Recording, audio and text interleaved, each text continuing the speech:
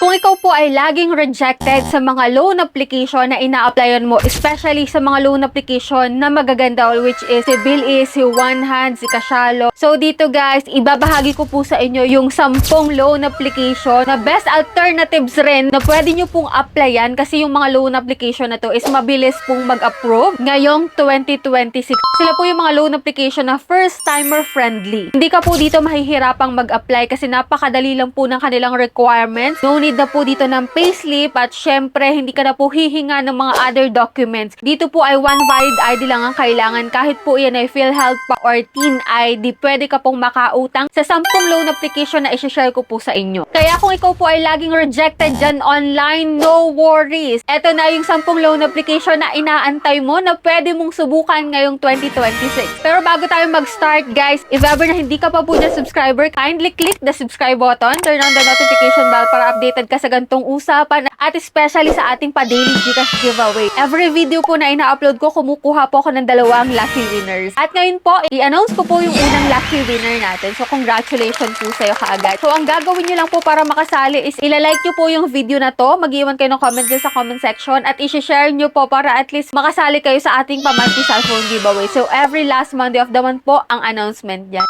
So much for that. So, marami kasing nagsasabi sa akin kung saan ba pwede silang makautang na may madaling requirements at mabilis mag-approve. Kasi yung iba dyan, konting delay lang, na overdue lang ng ilang araw, di na kaagad nakaka-reloan dun sa inutangan nilang loan app o kaya naman ay laging rejected na rin talaga sa mga bagong loan app na ina-applyan nila. So, ito guys, yung mga talagang subok na nag-a-approve ngayong 2026. So, yung iba dito guys is may utang pa rin ako. Pero, sabi ko nga sa inyo guys, it doesn't mean na mabilis talagang mag-approve is okay na. So, much better na panuorin nyo to hanggang dulo para malaman nyo yung cons na rin ng mga loan application na to kahit pa mabilis silang mag-approve. So, if you are interested, keep watching.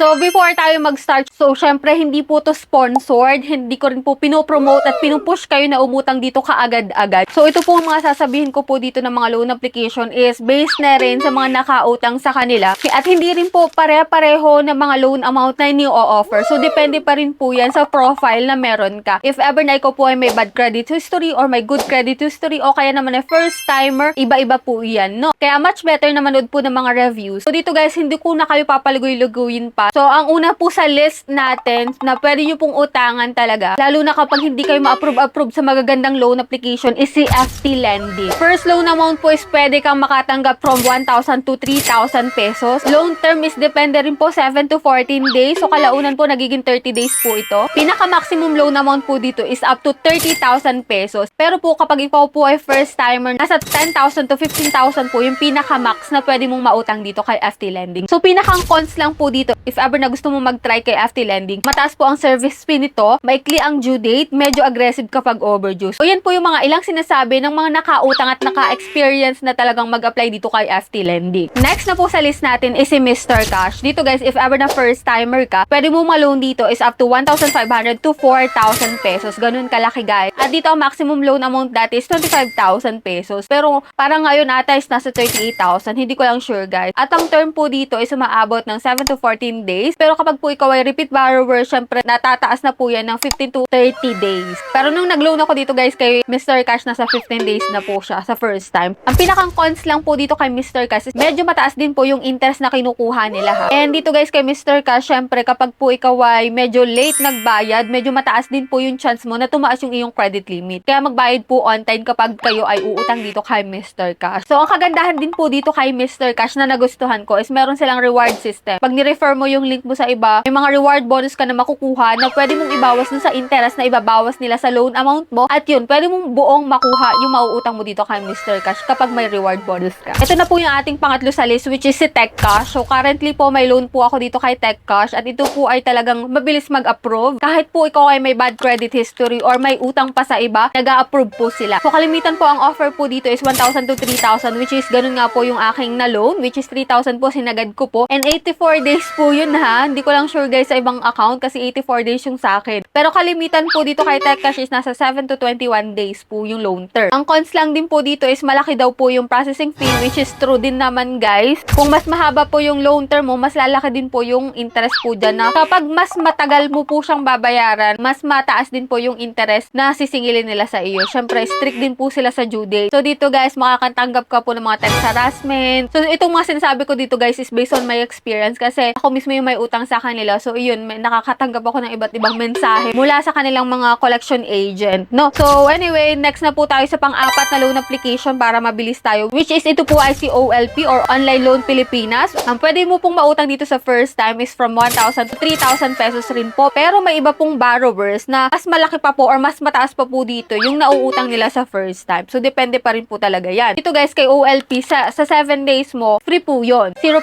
interest. So up to 30 days po ang loan terms dito. So yun nga guys, no, ang cons nga po dito is mataas po ang penalties kapag po ikaw ay nalate. Kaya wag ka po magpapa-overdue if ever man na may utang ka dito kay OLP. Next na po natin is pang-lima po sa list natin is si Happy Cash. So ang first loan po dito is umaabot na 2,000 to 6,000 pesos. Depende pa rin po yan kasi may mas mataas pa po diyan na first loan amount. And dito guys, ang terms nila is 14 days. Ang cons lang din po dito is malaki po ang service fee. May frequent reminders kapag overdue na. Syempre talagang hindi maiiwasan na may magte-text or magko-call sa'yo if ever na malapit na yung overdue mo. So dito guys, pang-anim po sa list natin is si Mabilis Cash. First loan po dito is from 4,500 to 4,000 pesos. Pero may iba din nagsasabi na mas mataas pa po dito. And then para sa aking experience guys, sa first loan ko medyo ilang taon na rin nang nakalipas. Nasa 400 pesos lang. So siguro unang batch pa lang kami dung nakapag-try kay Mabilis Cash. Pero ngayon daw, 1,500 to 4,500. If ever na ikaw ay first time dyan na nangutang kay Mabilis Cash, kindly share po ng experience mo dyan sa comment section para at least malaman nila na ganun pala yung first loan dito kay Mabilis Cash. So ang maximum loan amount po dito is 10,000 to 15,000. So dito guys is nasa maximum loan amount po kapag po ikaw repeat borrowers na is nasa 60,000 pesos. No? So ito si Mabilis Cash is umaabot ng 2 months to pay. So kada 15 days po yung kanilang terms. May option ka po doon na 4 na terms which is 15 days which is umaabot nga po ng 2,000 pesos. Ang cons lang po dito, syempre hindi ideal sa pangmatagalang bayaran. Bakit? Kasi mas tataas po yung iyong interest and service fee kapag mas matagal mo po siyang babayaran. Next na po sa ating list is si Tala, which is ito nga ang paborito ng karamihan talaga, lalo't mga first time borrower. Kaya kung ikaw ay first time, must try mo po talaga tong si Tala. So dito guys, mababait po yung agent nila ha, kahit po ikaw ay overdue na ng ilang months. Yes, for my experience yan guys. Kasi as of now, yung kapatid ko dito is overdue na at ilang buwan na rin hindi siya nakakapagbayad. Pero wala po siyang harassment na nararanasan dito kay Tala. So dito guys, kay Tala is from 1,000 to 2,000 sa first time loan mo. At ito po yung pumapatak na 15 to 30 days na kaagad. So ang maximum loan po, if ever na first time ka, nasa 15,000. And then kapag po ikaw ay repeat borrower, nasa 25,000 po. So dito nga po, ang cons nga is mababa sa first loan mo. Yes, mababa po talaga sa first loan. So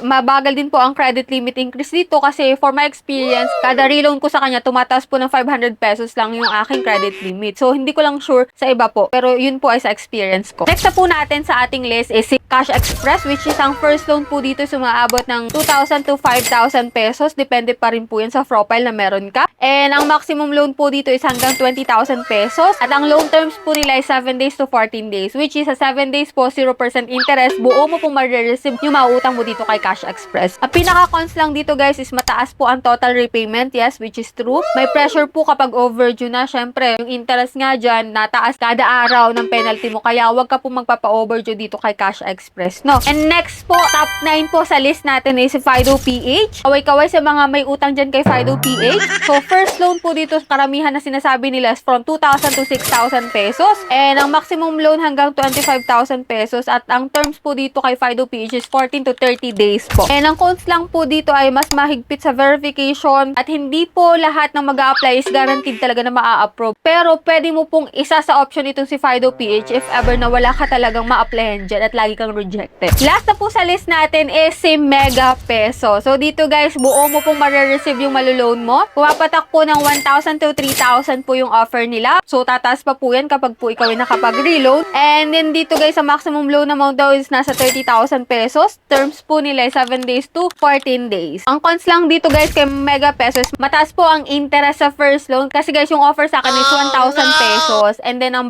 total repayment ko sa kanya is umaabot ng 1,400 plus. So ganun guys yung babayaran ko na. And cons po dito is mas okay talaga siya para sa mga may stable income kasi hindi biro po yung interest na ipapatong kay Mega Pesos. So that's it. Yan po yung ating top 10 na pwede nyo pong applyan kung kayo po ay laging rejected sa mga magagandang loan application. Ito guys yung mga alternative talaga na mabilis mag-approve, mabilis mag-process ng loan at napakasimple pong applyan. If ever po na may nauutangan kayo dyan online na wala po dito sa list ko, is pwede nyo po i-comment dyan sa comment section para maidagdag natin sa part 2 nitong video natin. Sabi ko nga guys sa inyo kanina, hindi lahat po ng mga loan application na madaling mag-approve, mabilis yung process, ay safe na po pang matagalan. Kaya kung ikaw po ay nakautang na sa mga loan application na nabanggit ko, paki-comment po kung magkano yung nautang mo sa first time para at least yung mga baguhan palang gustong mag-try dito is makatulong yung comment mo sa kanila. So that's it. Yan lang po yung ating vlog for today. So bago tayo magtapos guys, i-announce ko po muna yung second lucky winner natin for today's video. Ayan, congratulations po sa'yo kaagad. I-claim mo na yung prize mo sa aking Gmail account pag PM ka na po doon. So for those na hindi pa dyan nananalo, stay connected, stay active lang, walang aayaw. So kung ikaw naman po ay hindi pa nakasubscribe at gusto mong sumali, just click the subscribe button, turn on the notification bell para updated ka sa ganitong mga usapan at sa ganitong vlog. So bye-bye na muna for now guys. See you on my next video.